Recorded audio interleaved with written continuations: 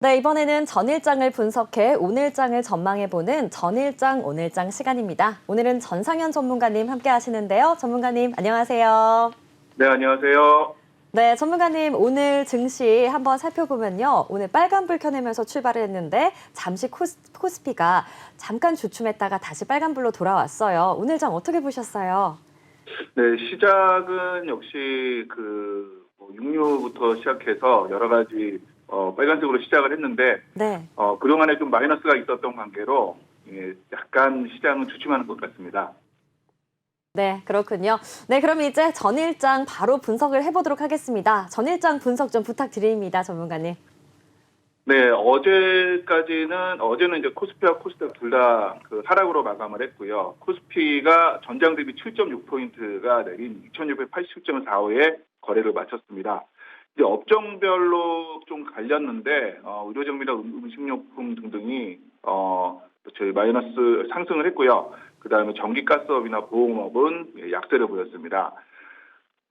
주가가 상승한 종목과 하락한 종목이 비슷한데 이 중에서 대한제당과 대한제당 우선주가 두 개가 상한가를 기록을 했습니다. 역시 러시아와 우크라이나 여파 때문에 계속해서 사료나 이쪽에 관계된 것들, 곡물 관계된 것들이 계속 가고 있고요. 코스피 지수가 지난 주말 미국 증시 주요 지수가 5월 연방공개시장위원회 FOMC를 앞둔 가운데 기업 실적이 부진하고 국채 금리 상승 등의 하락하는 영향으로 하락으로 출발했고요. 역시 원화 약세 지속에도 나스닥 선물지수 등 상승에 힘입어서 낙폭을 축소했지만 어쨌든 하락으로 마감을 했습니다. 네, 그렇군요. 네네, 코스피 시총 10위권 안에서도 보면은 지금 전체적으로 하락이 좀 더 많은 걸 확인할 수 있습니다. 네, 그러면 전일장 특이사항 이렇게 들어봤는데요. 코스닥도 함께 들어보도록 하겠습니다. 네, 코스닥도 역시 소폭 하락으로 마감을 했는데요. 전일 거래일보다 2.93포인트가 떨어진 900선을 겨우 지켰습니다. 역시 마찬가지로 지난 주말 나스닥 지수 급락 영향으로 기관과 외국인이 매도세가 출회하면서 하락으로 마감을 했고 일야, 대주산업과 멜파스 세 개 종목이 상한가로 기록을 했습니다. 코스닥 시장에서는 개인이 순매수를 1,421억 원어치 했고요. 기관과 외국인은 순매도로 마감을 했습니다. 코스닥 역시 시총 10위권 안쪽을 보시면 에코프로비엠과 LNF를 제외하고는 전체 하락으로 마감을 한 걸 확인할 수 있습니다. 그렇군요. 네, 에코프로비엠과 LNF 두 개 종목을 빼고는 전체 하락을 한 전일장 이렇게 살펴봤습니다. 그러면 전일장에 좀 이슈가 됐던 특징주들을 함께 이제 리뷰를 해봤으면 좋겠는데요. 우선 어떤 게 있는지 좀 짚어주시기 바랍니다. 네, 앞서 말씀드린 것처럼 코스피에서는 대한제당과 대한제당 우선주가 상한가로 마무리했는데요. 대한제당 같은 경우는 TS개발과 대한FSS 등이 있고 이 회사는 식품과 사료, 축산유통, 기타 부분이 같이 하고 있습니다. 결국은 러시아와 우크라이나 얘기를 방송 때마다 말씀을 드리는데 이게 전면전을 선포할 가능성이 있다는 전망이 제기되면서 곡물과 사료주가 가파른 상승세를 기록을 했습니다. 지금 다른 뉴스로는 미국의 후버댐 같은 경우도 지금 계속 가뭄이 될 정도로 전 세계적으로 전체적으로 곡물 쪽이 안 좋은데 대한제당이 전 거래일 대비 1,230원 상승한 5,360원에 장을 마쳤습니다. 이게 러시아 우크라이나 사태 발발 전인 석 달 전 2월 3일 기준 주가와 비교할 때 93.85% 상승한 수치인데 한 세 달 만에 2배가량 주가가 뛰어오른 셈인데 이 전쟁이 마무리되지 않고서는 계속해서 이 부분을 계속 보셔야 될 것 같고 대한제당 외에도 대한제당 우선주가 역시 마찬가지로 전 거래일 대비 1,295원 오른 5,620원에 장을 마감하면서 상한가를 마무리했습니다. 같은 이유입니다. 러시아 우크라이나 사태 발발 때문에 발생한 부분이고요. 역시 주가가 대한제당 우선주는 115.73% 많이 상승한 수치입니다. 자, 코스닥에서도 세 개 종목이 상한가를 기록했는데요. 대주산업입니다. 대주산업 역시 배합사료의 제조 및 판매 등의 목적으로 설립이 된 회사입니다. 마찬가지로 러시아와 우크라이나 상대로 전면전을 선포할 가능성 때문에 곡물 사료지인 대주산업도 상한가로 마무리를 했고요. 보시면은 대한제당과 대한제당 우선주, 그다음에 대주산업이 그 차트가 비슷한 것을 확인할 수 있습니다. 자, 멜파스가 상한가로 마무리했습니다. 그 터치 입력 장치나 그 입력 신호로 발생할 수 있는 장치를 만들고 있는 회사인데, 반도체 무선 충전 관련 업체인 멜파스가 상한가로 마무리되는데 경영권 분쟁 여파로 불성실 공시 사유가 발생하여 이 상장 폐지 위기를 겪고 있습니다. 이 회사가. 그러니까 주가는 상승세를 보여서 대조되고 있는데 최대 주주 변경과 유상 증대로 그 운영 정상화가 기대되는 것이 주가에 긍정적으로 작용한 것이 아닌가라고 관측이 되고 있고, 자, 마무리로 그 일야가 오랜 동안 그 거래 중단이 있었는데 어제 다시 재개되면서 그 2020년 6월 26일에 거래가 중지됐죠. 예. 이게 시초가 800원을 출발해서 240원 상승한 1,040원으로 상한가를 기록했습니다. 이게 4개 사업년도 영업 손실을 계속 내면서 관리 종목 지정 또는 상장 폐지 사유가 발생했던 회사인데요. 2020년 6월 25일 종가가 685원이었습니다. 근데 지난 2월 연결 기준으로 지난 영업이익 5억 8,194만 원으로 흑자 전환했다고 공시한 바 있고, 그런 그 영향에 힘입어서 어제 거래 재개가 되면서 상한가로 마무리했습니다. 네, 그렇군요. 우선 러시아 우크라이나 사태로 인해서 인플레이션 때문에 관련해서 식품 관련주 대한제당 우선주가 좀 어제 좀 급등을 하는 모습 보였고, 대주산업, 멜파스 그리고 어제 거래가 재개된 일야까지도 급등하는 종목들 이렇게 짚어주셨습니다. 그러면은 이번 주 증시를 좀 움직인 기사는 뭐가 있는지 함께 이제 짚어보도록 할 텐데요. 우선 가장 먼저 윤석열 정부 국정과제 발표를 짚어주셨습니다. 관련해서 또 뉴스 기사 한번 읊어주시기 바랍니다.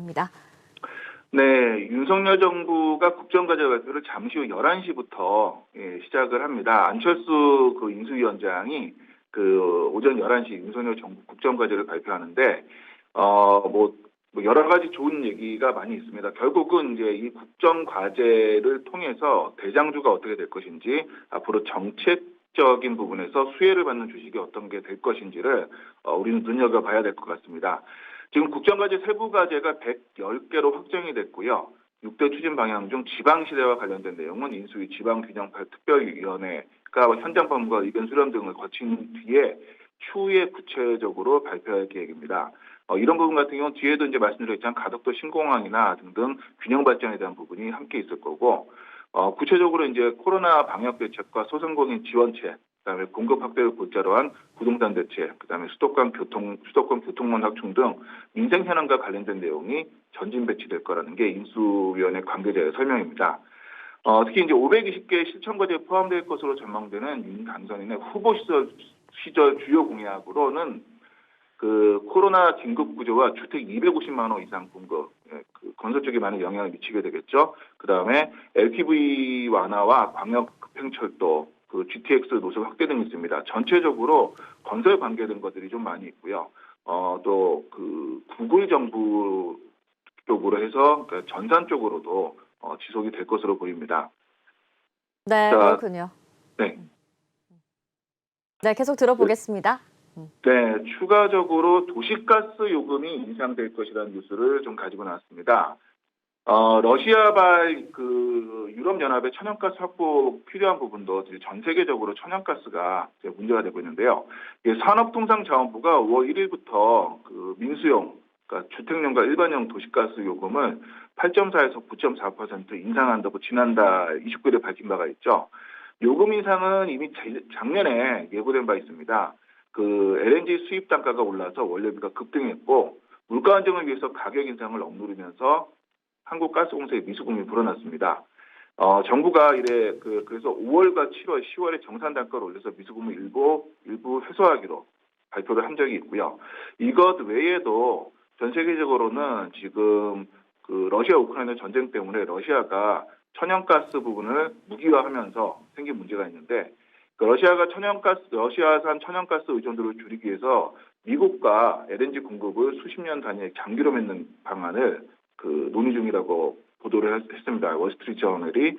또 유럽연합과 미국이 LNG의 그 유럽연합 EU 수출을 2030년까지 늘리기로 합의를 했고요. 이유는 LNG 사고가 굉장히 시급한 사항이죠. 심지어 여러 나라가 독일까지 포함해서 여러 나라가 현재 러시아산 천연가스에 굉장히 의존을 하고 있고 이 부분이 러시아가 폴란드와 불가리아의 천연가스 공급을 완전히 중단하면서 유럽연합 전체에 대해서 문제가 발생하고 있습니다. 유럽연합의 천연가스 수입량 중 40%가량이 러시아산이기 때문에 이 부분을 해결하기 위해서도 지속적으로 LNG 부분은 해야 하는 부분이 같이 있습니다. 자, 추가적으로 앞서 말씀드린 가덕도 신공항 이 부분이 이제 그 예타 예비 타당성이 면제가 됐습니다. 지역 균형 발전 등 국가 정책적 추진이 필요하다라는 부분인데요. 동남권 지역의 수건 사업인 가덕도 신공항 건설 사업의 예비 타당성 조사가 면제가 확정이 됐습니다. 총 사업비만 13조 7천억 원이 소요될 것으로 예상이 되면서 역대 최대 금액 예타 면제 사업으로 기록이 되게 됐고요. 기재부가 29일 2022년 1차 재정사업평가위원회를 열고 올해 제1회 예타 대상 사업 선정과 1, 4월 중 조사가 완료된 예타 결과 등의 안건을 심의 타결했습니다. 현재 그 국가재정법에 따르면 총 사업비 500억 이상이면은 그리고 국가재정지원 규모 300억 이상의 신규 사업, 정부 사업은 예타를 받아야 됩니다. 다만 국가 정책적으로 시급한 추진이 필요한 사업 등에 대해서는 예타를 면제받을 수 있는데 이게 국토교통부가 그 사전 타당성 조사 결과를 토대로 수립한 사업 추진 계획이 지난 26일에 국무회의에 확정됨에 따라서 기재부가 가덕도 신공항의 예타 면제를 심의했고요. 그 결과 국가재정법상 면제 요건 중에 법령에 따라 추진해야 되는 사업의 지역 균형 발전, 앞서 11시에 발표될 정책 발표에도 마찬가지로 들어가는데 예타 면제를 의결을 했습니다. 자, 이게 지금 현재 총 사업비 금액 13조 7천억 원이기 때문에 공사기간 9년 8개월이거든요. 거의 10년입니다. 그래서 여기에 굉장히 많이 수급을 통해서 수익을 받을 수 있는 주식들을 같이 보게 되고요. 기타 예타 면제 사업들이 있습니다. 예타 면제는 1차 지금 앞서 말씀드린 것처럼 예타 면제와 제1차 예타 대상이 있는데 기재부가 가덕도 신공항 건설 사업 외에도 세종시의 북한 커뮤니티 센터 건립 사업과 그다음에 태안군 하수도 시설 건설 공사, 그다음에 광주시의 종합 폐기물 시설 설치 사업과 친환경 실습선 대체 건조 사업 등의 예타를 면제를 했고요. 자, 올해 1차 예타 대상 사업으로는 인천과 서울 지하 고속도로 건설 사업과 송도, 오교, 고가차도 건설 공사, 인천항, 내항과 차세대 지방행정 공통 시스템 구축, 그리고 국가 자율협력주행 인증관리, 그다음에 읍면 단위 LPG 배관망 구축 사업 등을 1차 예타 대상 사업으로 지금 선정을 해서 진행할 예정입니다. 네, 그렇군요. 이렇게 윤석열 정부의 국정과제 발표 소식, 그리고 5월 1일부터 도시가스 요금을 인상한다는 소식, 그리고 가덕도 신공항 건설 사업 예타 조사 면제 확정한다는 소식, 이렇게 세 가지 가지고 와주셨는데요. 이 외에 그러면은 오늘 어떤 이슈를 이 이슈에 관련해서 오늘은 어떤 종목을 좀 봐봐야 될지 이것도 좀 분석 부탁드립니다. 네, 장이 지금 굉장히 혼조세인데요. 일단 건설 쪽에 관련된 거 도화 엔지니어링이라는 회사를 말씀드려보고 싶습니다. 1957년 설립된 종합 건설 엔지니어링 기업이고요. 물 산업과 도시, 철도, 플랜트, 수자원 등 SOC 전 분야에서 종합 토목 설계업과 감리 전문업을 하고 있는 전문 엔지니어링과 신재생에너지를 위한 발전소 건설하는 등 발전 사업을 진행하고 있습니다. 업계 최다 엔지니어를 보유하고 있으면서 이를 바탕으로 동종업계 경쟁 우위를 점하고 있는 회사입니다. 주가 흐름은 최근에 조금 올랐다가 소폭 하락했는데 장기적으로 건설 사업이 많이 괜찮아지면 좀 수급의 영향을 받아서 좀 괜찮지 않을까라는 생각을 가지고 있고요. 마찬가지로 한국종합기술회사입니다. 상하수도 수자원 개발, 도시계획 환경, 도로교통, 터널, 항만, 철도 등 엔지니어링 전 분야에서 기획 타당성 조사와 그다음에 설계, 분석, 평가, 감리 등 종합 건설 회사입니다. 이 회사 역시 건설 경기가 장기적으로 조금씩 풀리게 되면은 좀 관심을 가지고 지켜보셨으면 좋겠다라는 생각을 가지고 한번 말씀드려봤고요. GSE를 같이 가지고 나왔습니다. 도시가스 공급 사업을 주력으로 영위하고 있고요. 이 비즈니스 사업과 등등 해서 전체적으로 도시가스 영향에 미치는 회사고 주가가 오늘은 조금 올라가고 있지는 않은데요. 최근에 조금 올랐고 이 외에도 차기 정부의 원자력, 원전이나 혹은 전산 부분, 전자정보에 대한 부분도 함께 보셨으면 좋겠다는 생각입니다. 네, 아무래도 가덕도 신공항 건설 사업 이게 공사를 10년 동안 한다고 하니까 건설 관련주를 가지고 와주셨는데요. 도화 엔지니어링, 종합 엔지니어링 기업이고 또 한국 종합기술 이것도 건설 관련된 종목인 것 같습니다. 이후에 GSE도 꼽아주셨는데요. 도시가스 공급 사업에 주력을 하는 기업 이렇게 세 가지 종목 꼽아주셨습니다. 네, 전상현 전문가님 오늘도 좋은 말씀 감사드립니다. 네, 감사합니다. 네, 지금까지 전상현 전문가와 함께하는 전일장 오늘장이었습니다.